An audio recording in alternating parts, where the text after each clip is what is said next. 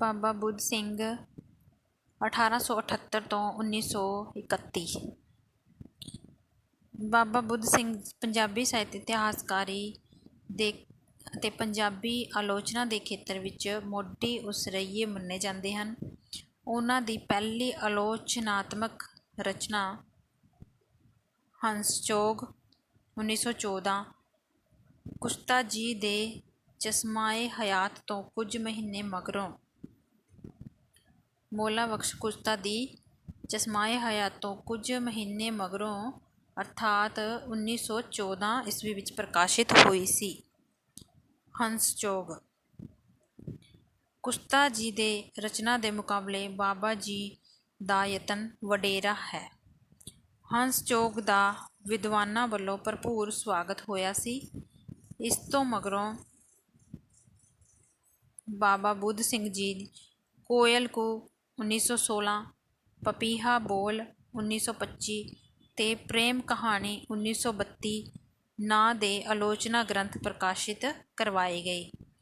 Doctor Harnam Singh ਸ਼ਾਨ ਨੇ ਬਾਬਾ ਜੀ ਦੇ ਇਸ ਉਦਮ ਦੀ ਪ੍ਰਸ਼ੰਸਾ ਕਰਦੇ ਲਿਖਿਆ ਹੈ, ਪੰਜਾਬੀ ਬੋਲੀ, ਗੁਰਮੁਖੀ ਲਿਪੀ ਤੇ ਪੰਜਾਬੀ ਸਾਹਿਤ ਦੇ ਇਤਿਹਾਸ ਵਿੱਚ ਇਹ ਪਹਿਲੀ ਰਚਨਾ ਹੋਣ ਦਾ ਮਾਣ ਰੱਖਦੀ ਹੈ।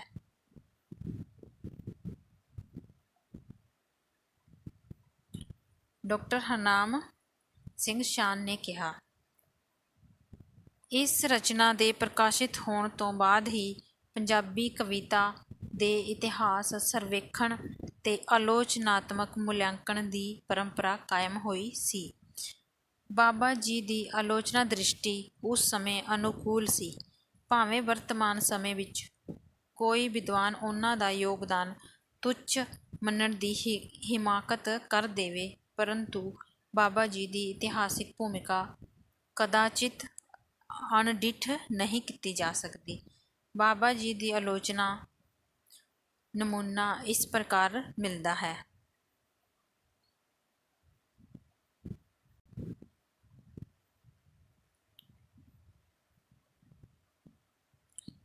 ਹਾਸ਼ਮ ਸ਼ਾਹ ਇੱਕ ਫਕੀਰਨਾਮਾ ਖਿਆਲਾਤ ਦੇ ਕਵੀ ਸਨ।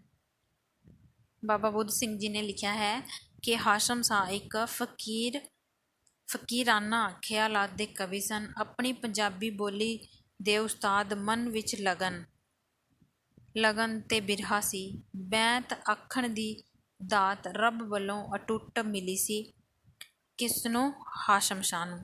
ਫੇਰ ਕੀ ਸੀ? ਮਨ ਦਾ ਬਿਰਹਾ, ਜੀ ਦਾ ਜੋਸ਼, ਫੁਰਨੇ ਦਾ ਜੋਸ਼, ਬੋਲੀ ਆਪਣੇ ਘਰ ਦੀ, ਜੋ ਆਖਿਆ ਅਜਿਹਾ ਆਖਿਆ ਕਿ ਹੱਦ ਕਰ ਦਿੱਤੀ। ਸੱਸੀ ਕਾਹਦੀ ਆਖੀ, ਘਰ ਘਰ ਬਿਰਹਾ ਦਾ ਮੁਆਤਾ ਲਾ ਦਿੱਤਾ। ਪ੍ਰੇਮ ਦੇ ਭੰਬੜ ਬਲ ਬਾਲੂ ਥਲ ਜਗ ਮਗ ਕਰਾ ਦਿੱਤਾ। ਇਹ ਬਾਬਾ ਬੁੱਧ ਸਿੰਘ ਜੀ ਆਪਣੀ ਬੁੱਕ ਵਿੱਚ ਆਖਦੇ ਹਨ ਕਿ ਹਾਸ਼ਮ ਸ਼ਾਹ ਇੱਕ ਫਕੀਰਾਨਾ ਖਿਆਲਾਤ ਦੇ ਕਵੀ ਸਨ ਅਤੇ ਉਹਨਾਂ ਨੇ ਸੱਸੀ ਲਿਖੀ। ਸੱਸੀ ਕਾਹਦੀ ਆਖੀ ਕਿ ਘਰ ਹਰ ਬਿਰਹਾ ਦਾ ਮੁਆਤਾ ਲਾ ਦਿੱਤਾ। ਪ੍ਰੇਮ ਦੇ ਭੰਬੜ ਬਲ ਬਾਲੂ ਜਲ ਥਲ ਮਗ ਕਰਾ ਦਿੱਤੇ। ਵਾਰਤਕ ਵਿੱਚ ਆਲੋਚਨਾ ਦਾ ਇਹ ਮੁੱਢ ਕਾਰਜ ਉਚੇਰੀ ਸਿਖਰ ਤੋਂ ਪਹੁੰਚਣ ਦੀ ਆਸ ਜਗਾਉਂਦਾ ਹੈ। ਵਾਰਤਕ ਦਾ ਇਹ ਆਲੋਚਨਾਤਮਕ ਇਹ ਮੁੱਢ ਉਚੇਰੀ ਸਿਖਰ ਤੱਕ ਪਹੁੰਚਣ ਦੀ ਆਸ ਜਗਾਉਂਦਾ ਹੈ। ਇਸ ਸੱਚਾਈ ਵਿੱਚ ਸੰਦੇਹ ਨਹੀਂ ਕਿ ਵਰਤਮਾਨ ਆਲੋਚਨਾ ਦਾ ਪਿਛੋਕੜ ਬਾਬਾ ਜੀ ਦੀ ਇਹੋ ਪਰਖ ਪੜਚੋਲ ਹੀ ਹੈ। ਬਾਅਦ ਵਿੱਚ ਮੱਧਕਾਲੀ ਕਵਿਤਾ ਬਾਰੇ ਕੀਤੇ ਹਰ ਤਰ੍ਹਾਂ ਦੇ ਅਧਿਐਨ ਵਿਸ਼ਲੇਸ਼ਣ ਉਹਨਾਂ ਤੋਂ ਹੀ ਪ੍ਰੇਰਿਤ ਰਹੇ ਹਨ। ਆਪ ਜੀ ਦਾ ਜਨਮ 21 ਹਾੜ 1935 ਬਿਕਰਮੀਨੂ ਲਾਹੌਰ ਵਿਖੇ ਬਾਬਾ ਲਹਿਣਾ ਸਿੰਘ ਜੀ ਦੇ ਘਰ ਹੋਇਆ। ਭਲਾ ਖਾਨਦਾਨ ਨਾਲ ਸੰਬੰਧਿਤ ਬਾਬਾ ਬੁੱਧ ਸਿੰਘ ਮਾਪਿਆਂ ਦੇ ਇਕਲੌਤੀ ਸੰਤਾਨ ਸੀ, ਇਕਲੌਤੇ ਪੁੱਤਰ ਸੀ। ਫਾਰਸੀ ਮਸੀਤ ਵਿੱਚ ਸਿੱਖਿਆ ਅਤੇ ਗੁਰਮੁਖੀ ਬਾਬਾ ਖੁਦਾ ਸਿੰਘ ਦੇ ਡੇਰਿਓਂ ਪੜ੍ਹੀ। 10ਵੀਂ ਮਿਸ਼ਨ ਹਾਈ ਸਕੂਲ ਵਿੱਚੋਂ ਅਤੇ FAFC ਕਾਲਜ ਲਾਹੌਰ ਤੋਂ ਪਾਸ ਕੀਤੀ।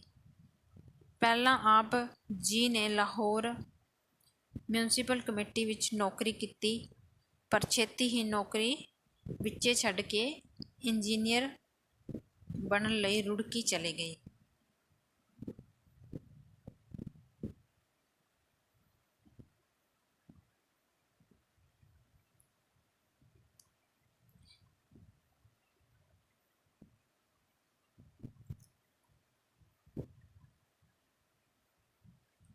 ਬਾਬਾ ਬੁੱਧ ਸਿੰਘ ਜੀ ਆਪਣੀ ਨੌਕਰੀ ਛੱਡ ਕੇ ਇੰਜੀਨੀਅਰ ਬਣਨ ਲਈ ਰੁੜਕੀ ਚਲੇ ਗਏ। 1902 ਵਿੱਚ ਡਿਗਰੀ ਸਮਾਪਤ ਕੀਤੀ ਤਾਂ ਲਾਇਲਪੁਰ ਵਿਖੇ SDO ਬਣ ਗਏ।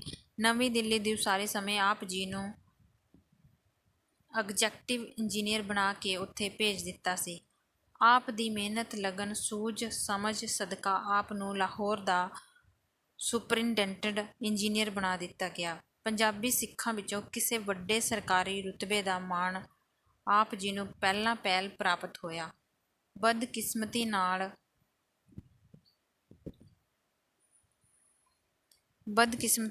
14 ਅਕਤੂਬਰ 1931 ਨੂੰ ਮੋਟਰ ਵਿੱਚ ਅੰਮ੍ਰਿਤਸਰ ਤੋਂ ਲਾਹੌਰ ਜਾਂਦਿਆਂ ਇੱਕ ਹਾਦਸੇ ਵਿੱਚ ਸਖਤ ਜ਼ਖਮੀ ਹੋ ਗਏ ਤੇ ਅਗਲੇ ਦਿਨ ਹੀ ਚਲਾਣਾ ਕਰ ਗਏ। ਬਾਬਾ ਜੀ ਨੂੰ ਪੰਜਾਬ, ਪੰਜਾਬੀ ਅਤੇ ਪੰਜਾਬੀਅਤ ਦਾ ਮੋਹ ਸੀ। ਗਿਆਨੀ ਹੀਰਾ ਸਿੰਘ ਦਰਦ ਦਾ ਕਹਿਣਾ ਹੈ ਕਿ ਆਪ ਪਹਿਲੇ ਸੱਜਣ ਸਨ ਜਿਨ੍ਹਾਂ ਨੇ ਇਹ ਮਹਿਸੂਸ ਕੀਤਾ ਕਿ ਪੰਜਾਬ ਦੀ ਉੱਨਤੀ ਸਾਂਝੇ ਪੰਜਾਬੀ ਸਾਹਿਤ ਦੇ ਪੈਦਾ ਕਰਨ ਨਾਲ ਹੋਵੇਗੀ। ਬਾਬਾ ਜੀ ਸਮੇਂ ਇਹ ਸੰਕਟ ਪੈਦਾ ਹੋ ਗਿਆ ਸੀ ਕਿ ਹਿੰਦੂ ਭਰਾ ਹਿੰਦੀ ਅਤੇ ਮੁਸਲਮਾਨ ਉਰਦੂ ਅਤੇ ਸਿੱਖ ਪੰਜਾਬੀ ਨੂੰ ਧਾਰਮਿਕ ਬੋਲੀ ਬਣਾਉਣ ਦੇ ਯਤਨ ਕਰ ਰਹੇ ਸਨ। ਤਾਂ ਉਦੋਂ ਆਪ ਜੀ ਨੇ ਖਾਲਸਾ ਸਾਹਿਤ ਪੁਸਤਕਾਂ ਲਿਖਣ ਤੇ ਛਾਪਣ ਦਾ ਬੀੜਾ ਚੁੱਕਿਆ ਸੀ। ਬਹੁਤ ਸਾਰੇ ਅੰਗਰੇਜ਼ ਵਿਦਵਾਨ sir Richard temple, doctor lighten, ਮੌਲਾਨਾ ਮੁਹੰਮਦ ਹੁਸੈਨ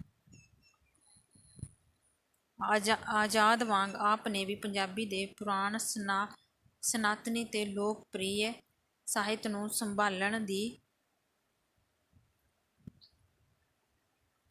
ਦੀ ਖੂਬਸੂਰਤ ਰਵਾਇਤ ਵੀ ਅਪਣਾ ਲਈ ਸੀ। ਅਣਥੱਕ ਮਿਹਨਤ ਕਰਕੇ ਸਾਹਿਤਕ ਸਮੱਗਰੀ ਇਕੱਤਰ ਕੀਤੀ, ਸਾਹਿਤਕਾਰਾਂ ਦੇ ਜੀਵਨ ਵੇਰਵੇ ਪ੍ਰਾਪਤ ਕੀਤੇ, ਖੋਜ ਕੀਤੀ, ਸਮੱਗਰੀ ਦਾ ਮੁਲਾਂਕਣ, ਵਿਸ਼ਲੇਸ਼ਣ ਕੀਤਾ, ਉਹਨਾਂ ਉੱਤੇ ਟਿੱਪਣੀ ਦਿੱਤੀਆਂ ਤੇ ਪ੍ਰਕਾਸ਼ਿਤ ਕਰਵਾਈਆਂ। ਭਾਵੇਂ ਬਾਬਾ ਜੀ ਦੀ ਟਿੱਪਣੀ ਭਾਵੁਕ ਕਿਸਮ ਦੀ ਨਹੀਂ ਸੀ, ਪਰੰਤੂ ਉਸ ਸਮੇਂ ਦੇ ਪਾਠਕ ਵਰਗ ਦੇ ਚੇਤਨਾ ਦੇ ਪੱਧਰ ਦੇ ਬਿਲਕੁਲ ਅਨੁਕੂਲ ਸੀ। ਆਪ ਜੀ ਦੀ ਪਹੁੰਚ ਇਤਿਹਾਸਿਕ ਬਿਆਨ ਸਦਕਾ ਬੋਲੀ ਸਰਲ ਸੀ। ਇਸ ਲਈ ਬਾਬਾ ਜੀ ਦੀ ਲਿਖਤ ਨੂੰ ਪੰਜਾਬੀ ਪਾਠਕਾਂ ਵੱਲੋਂ ਅਥਾਹ ਸਤਿਕਾਰ ਪ੍ਰਾਪਤ ਹੋਇਆ ਸੀ।